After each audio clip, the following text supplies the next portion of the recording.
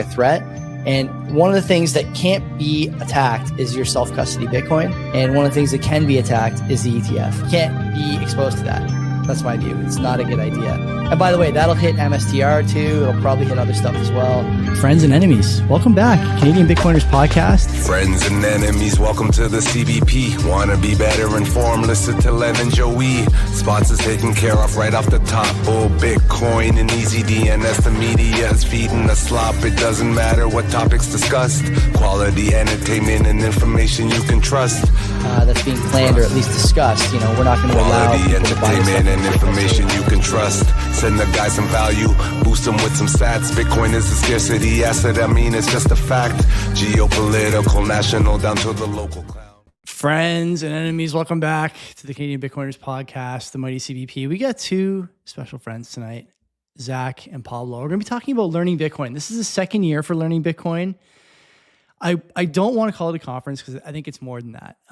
There's no bullshit altcoins, no bullshit marketing, no bullshit clickbait, and no bullshit content, most importantly. It's all signal, and you know that's difficult to do these days, obviously, in the conference space. The Canadian guys, I think, do it really well. Bitcoin Magazine, I think they're fading a bit. BTC Prague, I don't know. Some of these other adjacent conferences, I think the bigger the budget, the more likely you have to find those dollars somewhere. And so you get it from advertising in other places that maybe Bitcoiners, especially the maxi crowd, aren't so thrilled with. But these guys don't have to worry about that. They've been doing a great job. They have another big rip coming up this year. And we're really looking forward to talking to the two of them. But first, as always, the sponsors. EasyDNS. What can you say about EasyDNS that has not already been said about penicillin or the wheel? The best place for you to buy a domain, register a domain, host a domain. Mark is your friendly neighborhood registrar. They have tons of stuff over there. Everything from WordPress plugins for your blog, for your business, to virtual private server stuff for the Bitcoin crowd. You want to do a Nostr Relay Bitcoin node, Mark's got you, no problem. For a couple extra bucks, Easy Mail and Domain Share. I mean, there's really not a better way to spend a couple extra bucks, except maybe buying Bitcoin, than securing data on your website. And Mark has tons of options for you over there. To make sure that no matter what you're doing, you want to run a podcast like us, or you want to run a business, or you want to sell pictures of your feet, whatever, Mark's got you. And as always, we try to remind people, pay with Bitcoin if you want. Mark was doing the treasury strategy long before it was cool over at EasyDNS. CBP Media is the code. You get 50% off your first round of buys. If you use it, that's great. Second sponsor, Bull Bitcoin. I mean, look, Bitcoin's 120K. What's it at? Let's look here. Live price check, like the show used to do. 119. You should be buying, even though it's 119. You should be buying if it's 100. You should be buying if it's 19. You should be buying no matter what. But Bull Bitcoin allows you to do more than buy. They're obviously non-custodial, so they will not store your Bitcoin, will not rug you, and want to make sure that when you buy, you have your own wallet set up, keys you control, all those good things that are important to Bitcoiners. Freedom money, after all. Okay, number go up is nice, but freedom go up is nicer. Also on the Bull platform, bills. Okay, if you want to pay your bills, mortgages, credit card bills, university tuition, whatever, okay, your barber, I don't know, is he on there? He might be. If he's not, it's only a matter of time. Bills will help you take care of that. Go on Bull Bitcoin, deposit some Bitcoin, and pay your bills with your Bitcoin, which is outstanding. We recommend them for a number of reasons, but chief among them, the team is extreme in all the best ways, and in many cases in more than one language, which is fantastic. So if you want to sell your house en français, ce n'est pas un problème, they'll help you with that as well. CBP, I think, is the code. There's a link in the description anyways, and you get 25% off all your fees for life. Can't beat that. Let's bring on the boys, Zac and Pablo. Guys, I got Invisalign yesterday, and so that was the first like real nonstop talking I've done since I got the retainers. I got to tell you, the inside of my lips are on fucking fire, but I'm not otherwise doing too bad. That's obviously unrelated to the show. I had to get that out there, though. How are you guys doing? Good to see you guys. These are like two opposite setups here. We got one man in front of an exposed brick wall, one man in the middle of nowhere. I don't know. There's a lot of trees back there, Zac. How you guys doing? Pretty good, Joe. Nice French, by the way, as well. I got to say, shout out my Francophone crew. But yeah, we got a lot to talk about, so don't worry about the Invisalign. But Zac, how you doing, buddy? I'm doing well. I'm glad to hear that. Better than you, at least. It sounds like, at least. Yeah, listen, I'm gonna bounce back. It's gonna be fine. People online are saying the 22 hours a day thing might be a bit of a stretch, so we'll see how that goes in a few weeks. But yeah, for now, I mean, we're gonna struggle through. Listen, we got to talk about learning Bitcoin. So maybe the best place to start is tell me a bit about what learning Bitcoin is. I said in the intro, I don't want to call it a conference. I don't view it as a conference. What do you guys describe it as? Tell me a bit about it. Zach, you want to jump in, calm that one for us?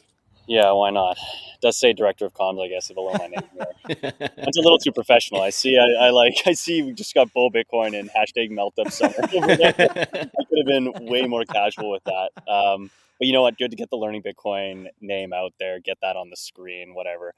Yeah. You know what, Joey, in many ways, I agree with you. And I was thinking the same thing about a month ago when I left the Oslo Freedom Forum. Very similar situation where you have a very high signal event, Bitcoin only, that you leave it and you say to yourself, like, this is not a conference. You don't really have the words to necessarily describe it. It's something new. It's a feeling, it's a vibe, whatever you want to call it. But learning Bitcoin, if we wanted to use the word conference, is a Bitcoin education conference, full stop. It is a place for anyone, everywhere, to learn about Bitcoin in a safe, beginner-friendly way. But I'll also preface this with saying that it is an opportunity for Bitcoiners to come out on the west coast of Canada and go to the biggest Bitcoin conference in the area. So as much as we are very much catering to both the people that are yet to be Bitcoiners and the existing Bitcoiners, I think it's a really nice blend. There's chance for like mentorship in that way. It's a chance for you to bring your friends, your family, the Bitcoin curious people that out to learn about Bitcoin, and not just the theoretical of Bitcoin, but actually how to use this thing. That's one of the biggest struggles I think a lot of people have when they come into Bitcoin is they hear all these crazy things about Bitcoin. It's going to change the world. It's going to do this in the future. It's going to demonetize all these assets, It's going to be the global reserve currency. And that kind of just sounds crazy, especially if you've never in your life sent a Bitcoin transaction. You effectively don't even know what this thing is yet, but you're being told that it's going to take the world by storm and change everything. I agree. It is going to change everything. But it helps a lot when you are able to provide a bit of more of like a curated hands-on experience alongside a lot of that theoretical. So that's one of the things Learning Bitcoin is going to be doing this year. So last year, it was a one-day conference. We had a combination of workshops and speakers and panels all crammed into that one day, some of it running simultaneously. One of the biggest pieces of feedback we received post-conference was that people wanted to be at the workshops and wanted to see the speakers and panels at the same time. But, one of the things Bitcoin doesn't fix is you can't be two places at once. So people missed out on some of the stuff. So that was a big piece of feedback, and that was a big inspiration behind why we made this conference 2 days this year, beginning with the hands-on workshops that we're going to be hosting. We have various ones that we're going to be doing very similar to last year. We're going to be covering the history of money. We're going to be talking about proof of work and hashing, transaction fees, unspent transaction outputs, how to buy Bitcoin, how to accept Bitcoin, how to put Bitcoin in cold storage, all of the basics. People are going to be able to learn how to do that. So your grandma can learn how to do it. It's going to be broken down very simply. And then the following day, we're going to jump into the more of the theoretical side of learning Bitcoin, which is also going to be super fun for a completely different manner. We've got some great speakers coming. But that's sort of just like the gist of what learning Bitcoin is. Pablo, do you have anything to add to that? No, that's it. That's pretty much everything you need to be able to catch up on from last year to this year. There's been a lot of good changes. We're doubling down, so it's a 1 day to a 2 day. But to come back to your question there, Joey, as well, like, is it a conference? I think Bitcoin conferences have changed over the last few years. If you go way back and see that famous photo of Antonopoulos sat in a room of 12 people to Vegas, like, what is a Bitcoin conference nowadays? What's the reason to show out? I've been fortunate enough to go to a lot of different events over the last few months, and each one has its own merits for sure. But in terms of adoption and evangelization, which is where I specialize, they're not hitting the mark, in my opinion. They might be great key speakers on the main stage. There might be like lots of booth bunnies and free merch and stuff, or even like business dev. I think a lot of people are showing up to Vegas now, people who work in the industry. They're showing up to just meet people, have the cocktails, get the business deals done. But in terms of getting people off zero, there's not a lot of moves to do that. There are other organizations like My First Bitcoin who are doing the unconference, which is something that's also happening prior to learning Bitcoin. So we got a 3-day kind of rollout here as well. But the way I see this is it's a +1 event.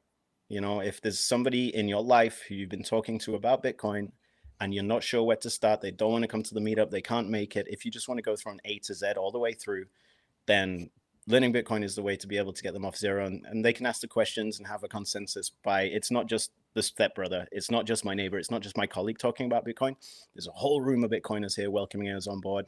And then they can kind of get a feel for what Bitcoin is and how it's working in everyone's lives as well. So I think we have to redefine what a conference looks like to be able to push this adoption thing, because the big show and the fireworks is great for the Bitcoiners. Like spend your sats just getting to some nice destination.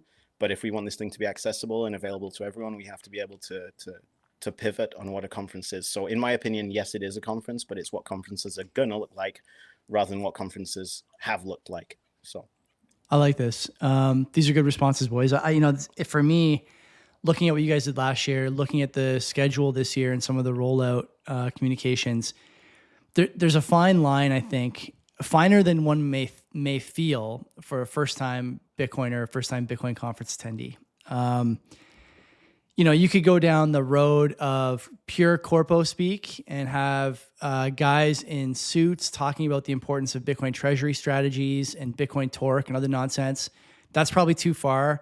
But then if you go too far the other way and just have a bunch of guys talking about, raw milk and creatine, probably also too far in the other direction. So you got to strike a balance there between what's important in Bitcoin, some of the, culturally adjacent to Bitcoin topics. You can't avoid those at conferences. I mean, you sit down next to someone you don't know, and the first thing the guy asks you is whether or not, you have laser eyes in your Twitter profile. It's these things are unavoidable in conference settings.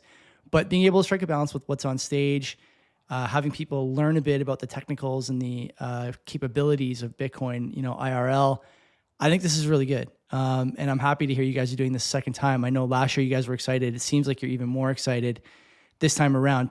Talk to me maybe about the team involved in this. There's quite a few people involved in a conference. And so there's going to be some people who are, officially involved. Zach's got a cool title. There's going to be some people who are unofficially involved. They are next to involved. They are involved with people who are involved. But there's never just a handful of people that do something like this. So talk to me about the folks who are supporting you, what they're doing, and what we should expect them to bring to the table. Yeah, sure. I just want to start by leading things up with Tristan Swift, who's kind of headed this up. He's the brainchild behind all of this. I met Tristan at the Bitcoin conference in Montreal last year, and we just sat down. I'd never really seen My First Bitcoin diploma, and he was on a stand for those guys, and we just sat down and we honestly spent about an hour and a half just going through what our vision of education was, where some of the gaps are, what it's going to look like to legitimize educational movements. And then he said to me, like on the lowdown, like, I'm thinking about doing this thing called learning Bitcoin. So that's when I first heard about it. And for me, who was looking to find my place, moving up from customer support and doing like meetups, I wanted to really like show my skills as a teacher. I wanted to really showcase that and redesign Bitcoin education. So we just hit it off straight away, and it was something that I got fired up from minute one. So we kind of panned it out, and he was like coming over to Victoria, which is where it was last year. It's in Vancouver this year, as we level up. He's like, coming through to Victoria, we're going to pilot this thing together. So I've been working in close partnership with Tristan, who's brought on all of the other team as well. So a solid team, but shout out to Tristan first of all. And then Zach, do you want to talk about yourself and Danny maybe and your roles in the team? Totally. Yeah. I mean, to your point earlier though, Joey, before I jump into that, we may not have been talking about raw milk and creatine, but we did have John Dennehy with bare feet on the stage. Like, where does that fall in like the balance? I don't know. It's closer to raw milk and creatine than You're treasuries. Right, it is. Treasuries, I'll tell you that. Yeah. That's probably better than the suits. I don't know. Yeah. I'll say Learning Bitcoin is a very small team. It was a very similar situation. Tristan approached me maybe about 8 months before we did the first conference in October in Victoria last year. At the time, I was the president of the Bitcoin Club at the University of Victoria. We leveraging my student network and his connections in the space, as well as Daniela Villalba, who is the event director. She came on around the same time as I did. Tristan sort of approached both of us because we were involved both with the club at UVic. I was very skeptical to begin with, to be honest with you. I was thinking to myself, and this skepticism came from the experience of running a Bitcoin club at UVic, and getting to host meetups and educate young and open minds, and still struggling to get people to come out to learn about Bitcoin. Right? Like, education is a tough thing. I mean, you're especially when you need to buy a ticket to attend something. So it's like, pay me to teach you about this. I guess that's university. I'll tell you what, going to learning Bitcoin for a day is probably worth more than your entire university degree. I say that with someone with a bachelor's in economics. That might be a hot take, but you know what?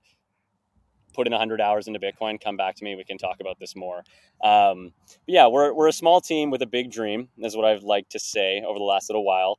So it's myself and Danny and Tristan, whose idea this was originally, and Pablo as well is going to be co-host alongside myself for the first day. I'll be the second day. And then we also have Fussler from the Vancouver Bitcoin community. But kind of unofficially, in many ways, Learning Bitcoin can be thought of as like very much a community project. We have people that are not officially part of Learning Bitcoin who are playing a very big role, helping us out, providing venues for us to do these things. Funk Coffee Bar is another one, absolutely critical component of the conference. A coffee bar that accepts Bitcoin. They're going to be hosting the Proof of Wine women's brunch. So it's like, we have, the community is very much supporting it. A lot of the Vancouver Bitcoiners are either speaking at the event or are supporting the event in some way. And of course, we're trying a lot to involve the university clubs as well. So UBC has a Bitcoin club, UVic has a Bitcoin club. So getting students involved from those places is also a big part of it. So yeah. It's quite an endeavor, like to involve all these different people from different expertise silos.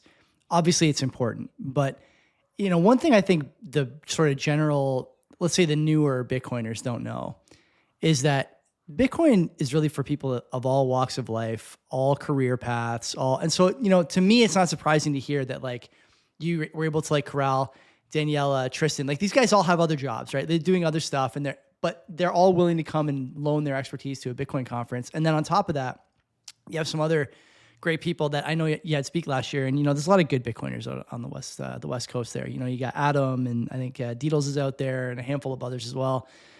These people are quality people before Bitcoin and are adding to Bitcoin in a way that I don't think a lot of new Bitcoiners realize is going on. Let's talk a bit about the scheduling you guys have. So you mentioned split to 2 days, 1 day sort of practical, 1 day, we'll call it theoretical, or some more broad discussion about Bitcoin and what it can do and what we should be thinking about for the future of Bitcoin. You have some sponsors here. I'm just kind of looking at the tweet that Trish put together and the website. Some sponsors here that I know, obviously, and like Bull Bitcoin, huge. We'll talk about them in a bit, but you guys have Coinos too. The Coinos team is the most like yin and yang two people I think I've ever met in my life. Cole is like constantly like pedal to the metal. He's got the gravelly voice. He's constantly he's like Mr. Always Be Closing. I can't remember who's the dev. I can't remember his name now. Adam, yeah. Yeah. And like these guys are yin and yang, but together they've put together a pretty good product here. So you got the Coinos guys, you got Bull. Who else you got? What are they going to be contributing to that sort of technical hands-on day? In terms of the technical hands-on day, that's going to be so I'll dry run hosting it right now. So basically, like my vision of this thing, last year we had a 1 day and I was in a back room whilst the main stage was going on. So main stage was pretty much as you'd expect: talks, panels, firesides, keynotes, slides, whatever. But the back room, because I wasn't sure on footfall, I organized for something that was going to be like a casino floor. So, you go to a casino, you can sit down, you can play roulette, you can play poker, you can play blackjack. And when your game's up, you stand up and change game. So I kind of set like 12, I think we had 9 different stations with volunteers, all from the Bull Bitcoin mission, nice. Who showed out. They were our foot soldiers, just helping people get through the activities. And it was like a rotation throughout the day, nice and fluid. But with day 1 and 2 coming in, what I'm trying to do now is to design something which is more a flow. So we're going to start off with, like Zac said, the history of money. We're going to get into the specifics of why we need sound money. Then we're going to get right into the practical of, okay, what is hashing? How do we use it? And how can we strike up a hot wallet? So I want basically from workshop A in the morning till workshop maybe K in the afternoon, I want sats to move from one talk to the next. So we're moving from theoretical to practical to buying with bull to sending to a hot wallet to sending to a cold wallet to consolidating UTXOs. So in fact, throughout the entire day, sats will flow, like from your hot to your cold, or from your exchange to your wallet. So I'm trying to build something up that kind of follows on, because what I want to do is be able to pass the mic to the next speaker. Like you said, the Coinos guys, they're probably going to be going up after Francis from Bull. So I want Francis to talk about the exchange, how to buy, how to sell, what works. Send it into the Bull wallet, but then be like, hey, if you're a merchant, you can strike up a point of sale with Coinos. Here's how you do it. Okay, so charge your neighbor $1 and send them $1 across. So we're actually going through the experiential learning part of it, which is what everything misses in Bitcoin education. Totally. You can understand a lot of stuff on stage and you can take some notes if you're proactive, but by the time you get home, it just gets thrown to the bottom of the pile and you say one day. Well, that one day is day 1 right now. So we're going to try and make sure that that happens and that people can show up and actually experience using Bitcoin. So I'm really stoked about being able to have like a linear progression, because as a teacher, I'm all about progressions of learning, making sure people can move through the steps as necessary. So it's a totally different challenge, actually. They're going to be echoes of last year, but just because of the structure of the thing, it's going to be a whole new challenge. I'm really excited about it, to be able to piece everything together. And by that point, by the end of day 1, people will be like, oh, I never took the time to do that. Even Bitcoiners who might be like, consolidation, how does that work? I know lots of people who are like, I should get around to that.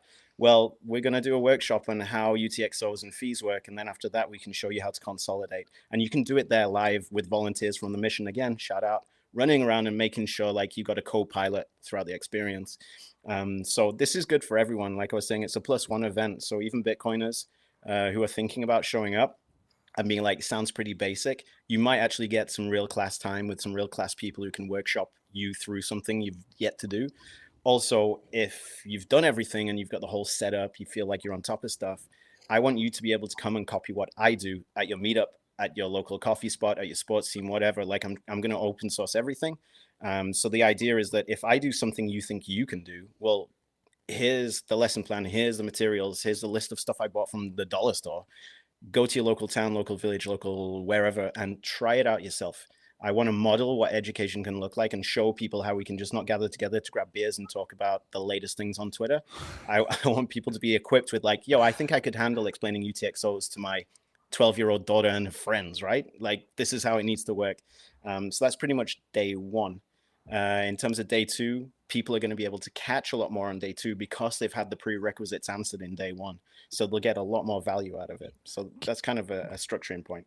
Okay, Zac, I want to ask you about day 2, but the big question is, how many hours have you allotted for Deedles to talk about Tartaria? And has that talk already sold out? Go ahead.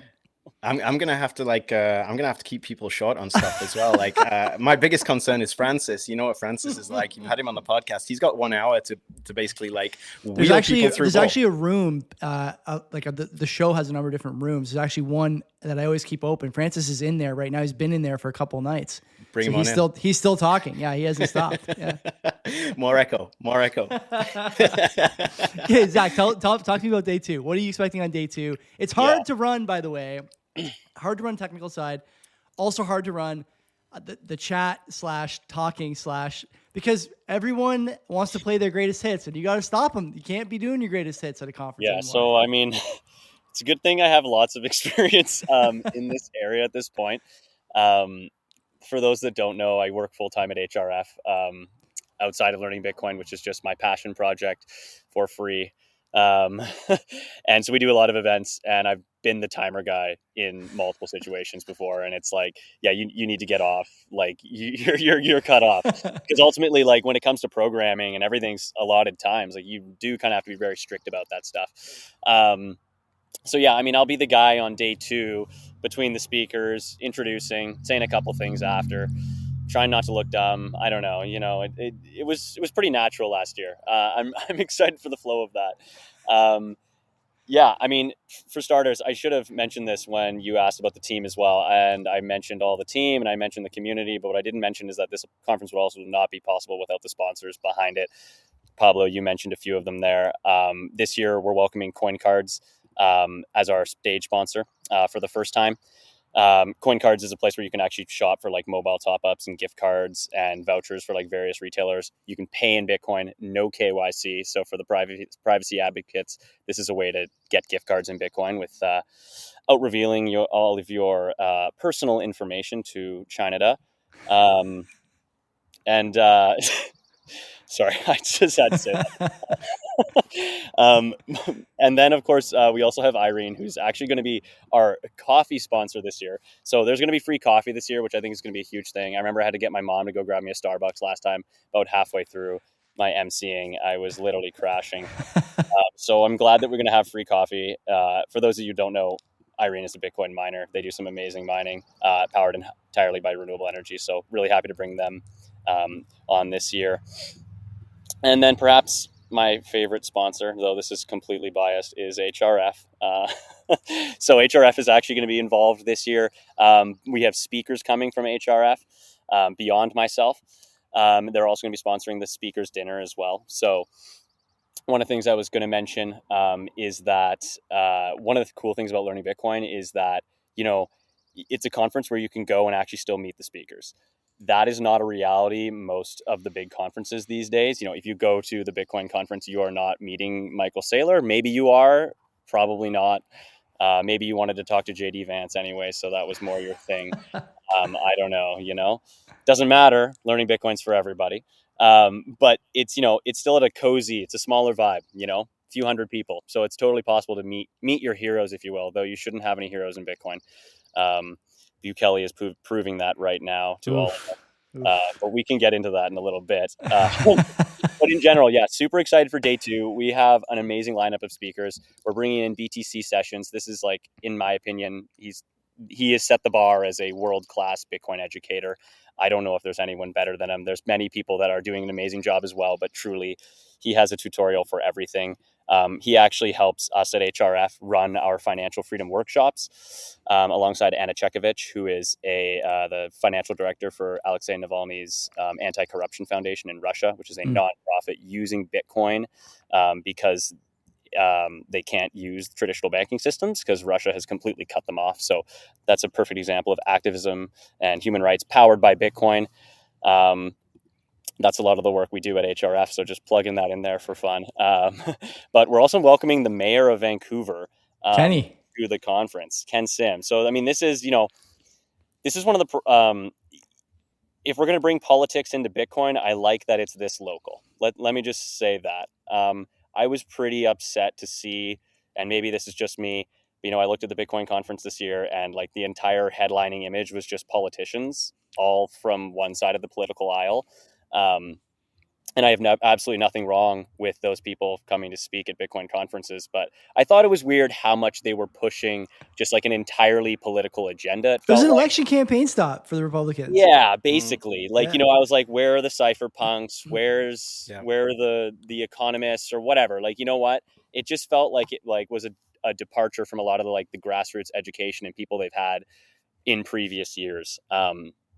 So, in many ways, learning Bitcoin is a place for everyone. We're not going to have any political views, but, having someone like Ken Sim, who in this year came out as, a Bitcoiner and has been trying to, push forward favorable regulation towards Bitcoin in the city of Vancouver. This is a big part of why we're doing learning Bitcoin in Vancouver. It's emerging as a very Bitcoin friendly city, thanks to people like Ken Sim. Thanks to the people behind Koinos who have onboarded over 100 merchants in Vancouver. Thanks to people like Fussler who are doing an amazing job cultivating that sense of community, throwing block parties, having meetups all the time at Funk Coffee Bar. It's amazing. So really excited to welcome Ken Sim. I'm hoping that I get to meet him. I haven't met him yet. But I'm hoping that this will give me the opportunity to. I'd love to pick his brain a little bit, as I'm sure, many people that are going to be going to the conference will want to do as well. And then we've got Scott Deedles and Seb Bunny coming back again. They absolutely crushed it last year. They were two of the headliners. These are two people who just have a gift for explaining Bitcoin in a beginner friendly way. I mean, Seb, for example, and his book, The Hidden Cost of Money, he does an amazing job kind of, explaining the debt-based monetary system we live in and what that means for us and where Bitcoin fits into that and why it's so important in a situation like this. So, that's a very important area of knowledge that you need to understand to be able to then understand the significance of Bitcoin. So really happy Seb is coming back. Scott as well. He has his book, The Tao of Bitcoin, also amazing.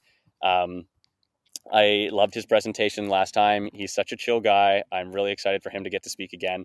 We'll see how long it is. I don't know how much time he's actually allotted for, but I remember last year he was saying how he wanted like 45 minutes next year or something. So we'll see if what Tristan settled for in the end there.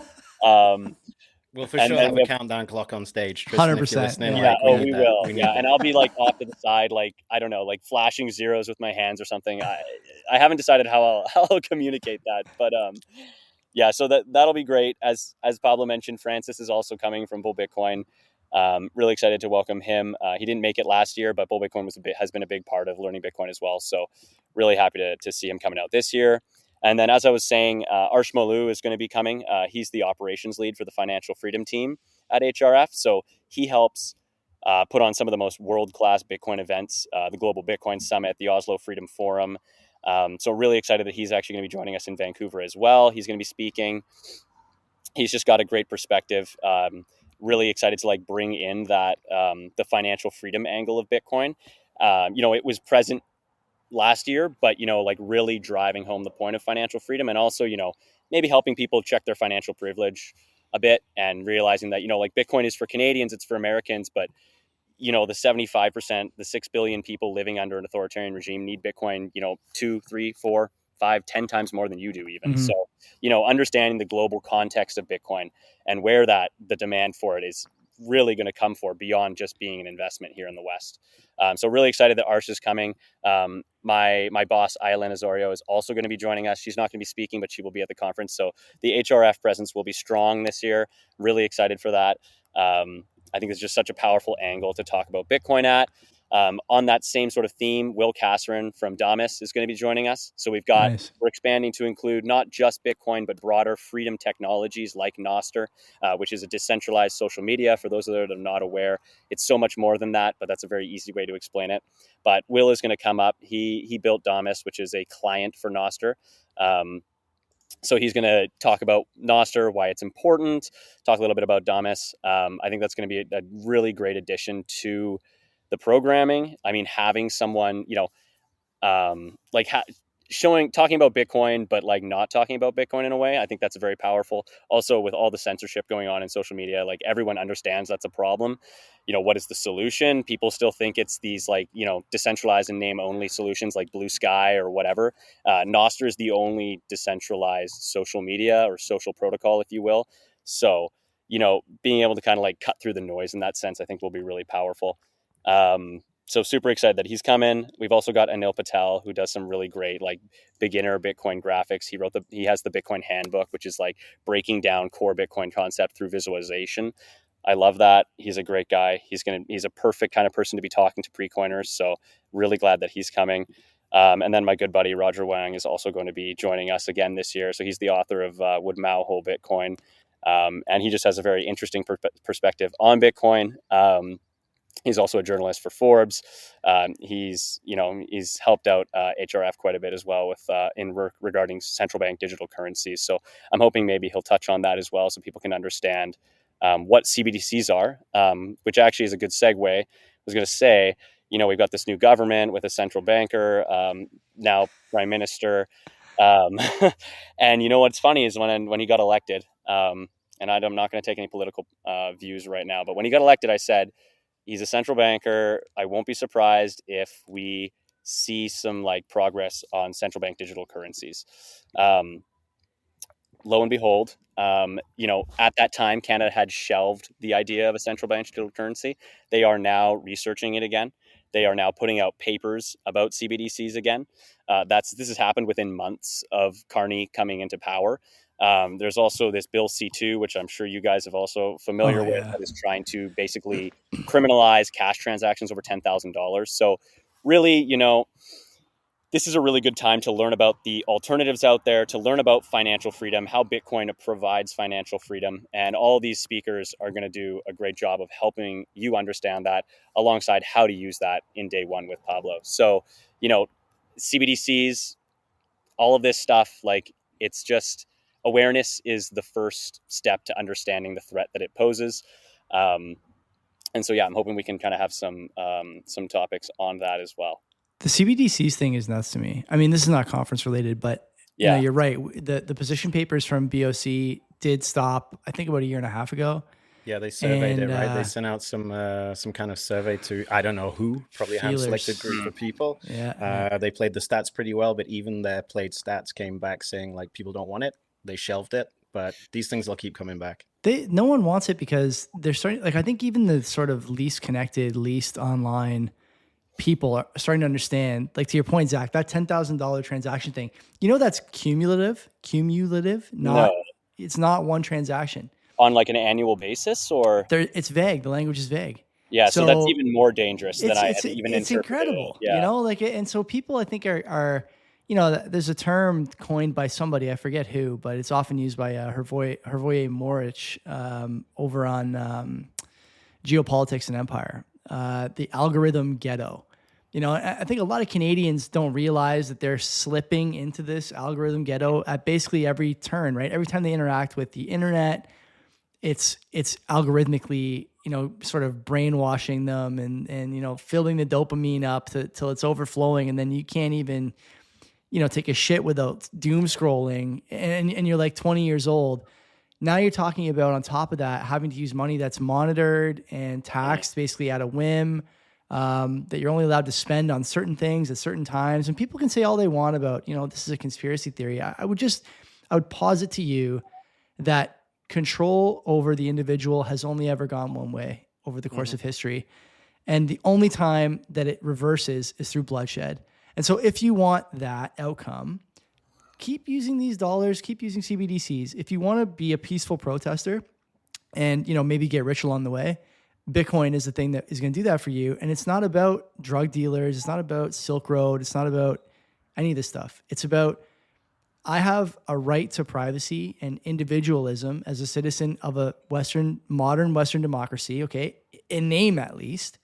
And the idea that the default should be, 100% 24/7 surveillance of my transactions, and the things I say and the things I type. I mean, you guys have seen these other bills, I'm sure. It's funny, at 8 o'clock, I'm going to record another show with Len where we're probably going to talk about this, but there's all kinds of rules now around what the government can ask for from your bank, your credit card provider, your cell phone provider, your ISP, without a warrant and without telling you. They can open your mail for 60 days if they think they have something on you without telling you. Like if you think that this is going to somehow just reverse on its own or roll up on its own, you haven't been paying attention for the last, 100,000 years, whatever. Like, the number is not small, And so for people who don't get that, a conference like Learning Bitcoin is about protecting you. It's not about selling you a dream. It's not about getting your vote. It's not about any of that shit. It's about, do you want to know how to use money that's going to protect you from the sort of creeping Leviathan panopticon that's like lurking around the corner at all times? If that's what you want, you got to attend a conference like this. What else are you guys thinking in terms of like your concerns? I mean, you're obviously looking at the landscape, legal, political, economic. When you're thinking about what the speakers are going to talk about, which speakers to get, what are the themes that you guys look at? Did you look at stuff like, inflation is obviously a lie. Everyone knows that, though. I'm glad to hear HRF is playing a role. That's good to hear, Zac and Pablo. I'm glad that they're going to be there. What other themes did you guys look at this year? And give me a bit of background about, maybe what things you thought about doing and just left on the cutting room floor. I just want to jump in because I wanted to say this from the start as a guy from the East Coast, organizing Montreal, Quebec, kind of Toronto, Ontario, Central. Heading out to the West Coast is a real honor. Whatever they've done out there to kind of build has taken a long time, and the fruits of their labor are now showing with merchant adoption. So one of the things in terms of your question and things to feature on in this inflation high, failing state kind of society in decline situation we seem to be heading towards, like supporting local businesses is more important now than ever. Every single aspect of any economic news that we hear in Canada, whether it be tariffs or inflation, they're all hitting the local businesses, and that's the bloodline of our economy. So I think being able to have local Bitcoin adopting merchants at the venue, shout out to Privato Wine, shout out to Funk Coffee, shout out to Fussler and all of the Bitcoin guys in BTC Van who've built this thing. I think just to experience like a collective gathering of businessmen and ladies and small family businesses is super essential, because we can help ourselves out as a sovereign individual. We can protect our families and look after our families. But the first thing we can do as an outreach economically and peacefully is to be able to spend our money in places on services and products that deserve it. Cash is king, and you do vote with your cash. If you can vote with sound money on sound business, I think that's a super nice gesture to be able to make that doesn't involve having to paint some sign and stand outside some building so no one can look at you and listen to you, right? It's an active gesture. So, because the digital creep is real, to come back to your CBDC thing, I think it's something that people don't see, but the digital creep, because it's there, it's slowly advancing bit by bit. So that's also a problem when it comes to education, is seeing that Bitcoin is a tool to be able to increase those freedoms passively. So I think the best thing you can do after you stack and after you learn how to custody is then start to spend on local business. So I'm really happy to be able to be meeting the local businesses for the second time. Happy that the mayor's on board, but I want the mayor not to just see the Bitcoiners, but to see his local businesses making moves. Yeah. So that'd be dope to just be like, yo, did you know all these business people are making these moves on their own? This is the way it works. We're not going to wait for Ottawa or Kearney or some bill to pass. It's, your rights are yours until they're taken from you. You have to use them or lose them. And we still have a right to spend freely. Even if they're trying to creep that at $10,000 and bring it down, we can spend our Bitcoin freely, and we'll do so. So yeah, I'm happy to have all these merchants on board. Zach. Yeah. To your question, Joey, I kind of think that we sort of like think of the conferences in like, when it comes to Bitcoin, it's like the what, the how, and the why. That's what we're trying to answer for people in this conference right now. So the what is Bitcoin, right? The how do I buy some? How do I spend it? How do I hold it? And the why, that can be inflations, that can be CBDCs, that can be Bill C2, that can be a myriad of other reasons, right? You need an actual savings account, or you just want to diversify your portfolio, or you're a young student struggling to get by and you want to use the best savings vehicle that you can possibly use so that one day you can actually afford a home, kind of basically fitting all the speakers and the workshops into answering the what, the how, and the why of Bitcoin, and delivering a complete answer on all of those, I think is kind of how we think about structuring it and picking speakers and whatnot. Yeah, I want to jump in as well. I'm just looking at the list of speakers as well. And I was saying this at the rodeo that went on recently in Calgary. Like, here in Canada, we have everyone we need to make this thing work. Like, national pride is down the toilet, to be honest, at the moment. Like, post-election, it's been whatever side you're on, nobody's like raising the hands, fuck the elbows, right? But nobody's raising the hands over Canada right now. But if you actually look at the panel here, like, we've got everybody we need. We've got some stone cold killers when it comes to Bitcoin education. We've got some macroeconomists. We've got some businesses. Like, there are people coming in from overseas, and we're happy to welcome everybody to Vancouver. But I do think there's a strong Canadian identity behind the panel here. We've got Francis, we've got Ben, we've got the mayor of Vancouver, we've got Seb. There's some heavy hitters, which are all Canada strong, right? So as a foreigner, you know what I mean? Like, I've adopted Canada, but I'm very, very bullish on Canada in its adoption. So at the same time, we have kind of this climate of, well, what's happening in Ottawa? I just whatever, like, I have the tools that I need to exist without Ottawa. And I'd like to give other people that right to do so as well. So I do think there is like a bit of a national kind of movement that needs to take place, but it's going to happen in very local pockets. And Vancouver's already one, so that's why we're jumping into this hotbed straight away. But I'd like to see learning Bitcoin pop up East Coast, West Coast, Maritimes, up north, wherever. Like, there should be a format that we can replicate across Canada, and then we can bootstrap real adoption. I think you're right. Yeah. How come? Why is this not taking off in a place like Toronto? Like to me, there's a lot of Bitcoiners, maybe local. I don't want to say local to Toronto, but I mean the GTA is super densely populated. There's got to be 100,000 people who can operate a Bitcoin day, or run a Bitcoin day somewhere, within that 2 or 3 hour drive. I'm kind of bearish on like metropoles in general. Tell me why. Tell me why. I don't know, just in terms of like even pre-Bitcoin, like I was traveling recently, you go to any metropole. I've never lived in a metropole for a specific reason. I'm a big fan on like second cities. Vancouver's going to be the first time we run this, but we've already kind of tested the ground. Like everything's there. It's fertile ground for adoption. But there's just a mentality that goes with, like you're talking about GTA is huge, right? But if you look at downtown, Toronto or London or Paris or even like Montreal's strong, but I live in Quebec, right? I live in Quebec City. There's a certain vibe which exists outside of the metropole, which is more fertile for adoption. Because if we look at the national level, people are tired of looking to Ottawa for direction. If you look on a provincial level, people are tired of looking at the metropole for direction. They want to feel that they've got a position of power and they can make their own moves and have local pride and strength. And I think that's why you're seeing smaller communities adopt Bitcoin quicker than bigger communities. There's like a network effect in these big cities which drags people down and kind of stomps out a bit of kind of like, let's get out there and do something. I find smaller towns, smaller cities, if you look at all the circular economies, right?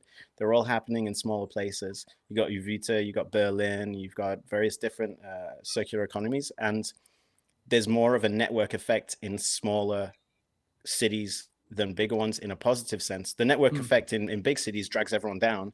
And you get these kind of grumpy, stoic face, like telephone scrolling, like NPC kind of mentality. But if you go to a smaller city where you actually know people and you support local businesses and you're known and you go to the same places, these are the types of places which are going to adopt Bitcoin first, because they're sick of being trodden on by the biggest city. People know each other a bit better and they want to take a move. So I'm kind of bullish on that kind of movement there as well. Zach. But yeah. Yeah. I mean, right from the beginning, I've always seen learning Bitcoin as a blueprint for educational conferences wherever. In many ways, like this was created to fill a gap that we saw, right? Like all of the Bitcoin conferences that exist are for Bitcoiners. They are not curated towards people who have never used Bitcoin or, right? And like, so that's a huge market. You just have to actually convince the people to want to learn about Bitcoin, which, is more difficult than you would think, actually. But the point is to have a blueprint so that this can happen whenever, wherever it's needed, right? And I mean, like, I truly believe that education is the number one barrier to global Bitcoin adoption right now. Everyone knows what Bitcoin is. I don't think you can say the word with Bitcoin and I don't know if you can find, you could, but it'd be very difficult to find someone who'd never heard of Bitcoin at this point. But the truth is like, very few of them have taken the time to understand it, probably less than 1%. We just saw the Cornell Bitcoin Club is currently releasing insights from their Global Bitcoin Adoption Index. This is the first global study of Bitcoin being used as a tool for financial freedom on a global scale. They are covering 50 countries, 25,000 people, 250 in-person interviews. Wow. This has been in part funded by both HRF and the Reynolds Foundation. So that's why I got this on my mind right now. But they recently released the first batch of insights. Well, the first batch of insights was actually at the Oslo Freedom Forum. Dr. Sarah Krebs, who is leading the study, came up and released the early insights of the Global Bitcoin Adoption Index, GBAI. But the Cornell Bitcoin Club is now releasing on a weekly basis over the next 10 weeks insights from this study. Now, this is like, if you want to learn about Bitcoin adoption, this is going to become the go-to study. Everything else is about crypto, includes crypto in it. And so this is just going to blow everything else out of the water because of that, especially if you're in the Bitcoin crowd, focused on Bitcoin only. And so roundabout point to say, what they found is that basically everyone has heard of Bitcoin, and then wait for it. This speaks to the lack of education. Only 6% of the respondents, knew about the 21 million supply cap. Oh my God. So basically 95% of people that know about Bitcoin have no idea that it's limited to 21 million coins. What is the first thing you learn about, like, the first That's thing what I would assume is the first thing, to be honest with you. So that to me speaks volumes, right? Like, it's crazy. We've got work to do, boys. And that's why Learning Bitcoin exists. And that's why we're going to keep doing this. And that's why I hope that other people see this and feel inspired to do the same thing in their city or their country. Even if it's just a circular economy, even if it's just a meetup, it's a club at your university, Bitcoin education is like, it's absolutely paramount in these days. So, yeah. Yeah. Just to Zach's point as well, the 21 million thing, I think Bitcoiners, we can scoff at it as well, but like in terms of educating, we got to look at, there's like an ego dig you've got to take of being like, okay, 21 million, fine, we know that it exists, we know how it exists, and we know why it exists. But honestly, if we look right back into the first time we interacted with Bitcoin, did we know about 21 million? Even the first time we were really purchasing it? Some people did. It depends when you got in, but some people, the number go up. Some people were just taking a punt. Some people were messing around with hashing. Some people were into the mining. There's a lot of different routes in. And I think this is what we're missing in Bitcoin education is the multiple, it's a typical like government style learning approach, but like learner types, right? You know, you've got to really approach Bitcoin. It has so many different values to propose to people. You got to work out and diagnose almost medically, like, okay, what's your symptom? Here's the diagnosis and here's the cure, right? And you got to be able to be super agile. Maybe the 21 million is the first thing they want to hear about if they're going to talk to you about inflation. But maybe it's a businessman trying to get his business to float and they're looking at being able to keep bucks properly.